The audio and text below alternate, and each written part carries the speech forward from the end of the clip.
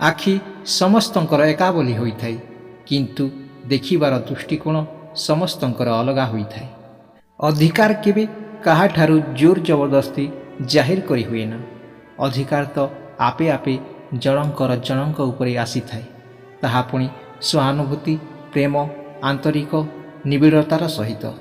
नियतिर विचार को तो समस्त मुंड नुआई मानिबाकू पड़िबो, कारण अन्य उपरे कौनसी कथारे अधिकार जाहिर करिबा पूर्वरु थरुटी भगवान बोली केही जणे अछंती ए कथा मनरु केबे हेले न भूलंतु।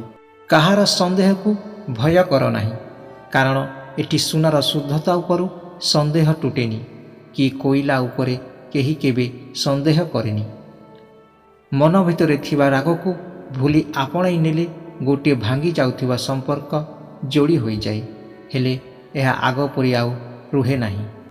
अल्प बयसरु मिलिथिबा सुख मनीषकु केबे बुद्धिमान हेबाकू देई न थाए, किंतु अल्प बयसरु मिलिथिबा दुख मनीषकु बुद्धिमान और संस्कार शिखे देई थाए। समय ठारो मिलिथिबा शिक्षा कौनसी गुरु देई पारंती नाही। विपदरु मिलिथिबा अनुभव कौनसी विद्यालय रे मिले नाही। दुनिया रे कहा पाखरु केबे भी किछि आशा करिबे नाही, करिले दुख पाइबे। जहा आशा करिबे भगवानंक पाखरु आशा करंतु, आशाठारु अधिक पाइबे।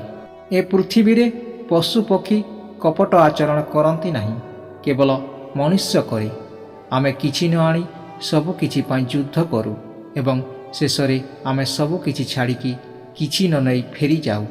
खुशी रे थांतु, भलरे रुहंतु। भिडियोटी भल लागिथिले लाइक शेयर सब्सक्राइब कमेंट करंतु। जय श्री जगन्नाथ।